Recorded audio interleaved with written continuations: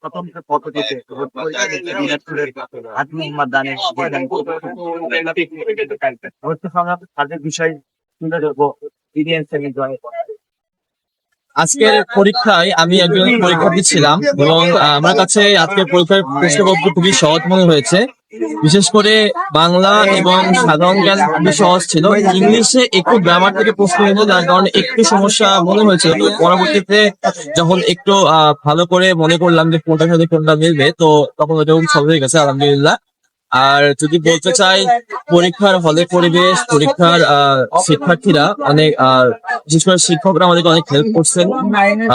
এছাড়াও বিশ্ববিদ্যালয়ের ক্যাম্পাসে বিশ্ববিদ্যালয়ের বড় ভাইরা এবং ক্যাম্পাসের অন্যান্য জায়গা থেকে যে সকল হেল্প পেয়েছি তা খুবই মনোমুগ্ধকর এবং খুবই সুন্দর।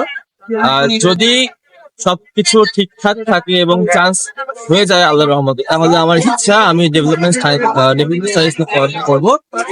আমি আমার ছেলেকে নিয়ে বগুড়া থেকে হাজী দানিশ বিজ্ঞান ও প্রযুক্তি বিশ্ববিদ্যালয়ে কৃষি শাখায় এবং বিজ্ঞান শাখায় পরীক্ষা অর্জন দিয়ে এসেছি। আজকে 5 তারিখ।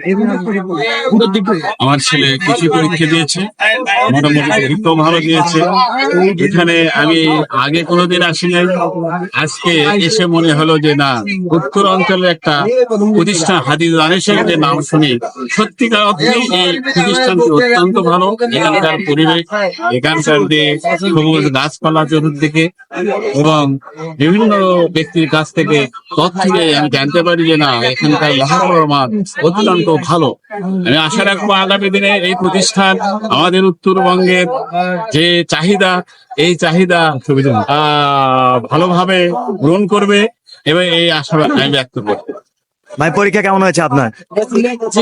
পরীক্ষা মোটামুটি ভালো দিয়েছি। কোশ্চেন ভালো ছিল, খুব বেশি হার্ড হয় নাই, পারছি মোটামুটি। এতদিন আমাদের ভার্সিটি হচ্ছে গুচ্ছের আন্ডারে ছিল, তো এবার আমরা গুচ্ছ থেকে বেরিয়ে এসেছি। গুচ্ছ কারণে হয় কি, আসলে আশেপাশের এলাকার লোকজনই বেশি আসে পরীক্ষা দিতে, স্টুডেন্টরা, যার কারণে আমাদের আসলে পাবলিক ভার্সিটির যে সক্রিয়তা, সে সক্রিয়তা থাকে না। যার কারণে দেখা যায় যে আশেপাশের লোকজনই ভার্সিটিতে ভর্তি হয়, দূর দূরান্ত থেকে কেউ আসে না। তো এবার গুচ্ছ থেকে বেরিয়ে আসার কারণে অনেক এলাকা থেকে আসতেছে, কেউ চট্টগ্রাম, কেউ নাটোর, কেউ রাজশাহী, কেউ ওইদিকে আসতে সিলেট থেকে আসতেছে, অনেকে ময়মনসিংহ থেকে আসতেছে।